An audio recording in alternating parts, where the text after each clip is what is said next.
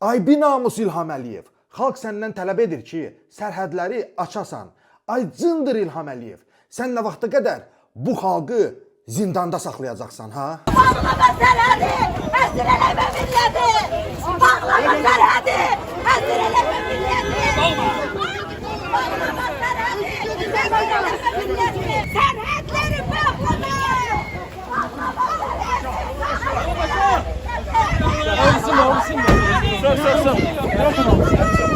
Rədd olsun, sərhədi sahibdir!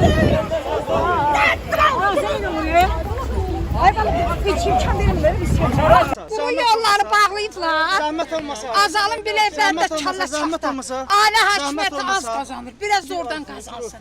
Gəlmişik ki, quru yolları açın. Bu da inkişafı, bu da inteqrasiyası. Baxın, arxamda görürsən nə qədər polislər məni müdafiə edirlər. Arxamda qoymurlar danışmağa. Sərhədləri bağlama, xalqa əsir saxlama. Sərhədləri bağlama, xalqa əsir saxlama. Sərhədləri bağlama, xalqa əsir saxlama. Bir dakika.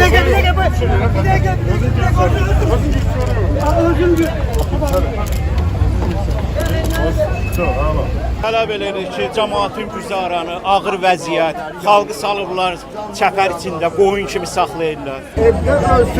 Evdə ölsən bu yaşında meyit olacaqsan. Burada ölsən şehit olacaqsan. Bəli, ay sağ ol. Hələ mən də şəhidliyə görə gəldim.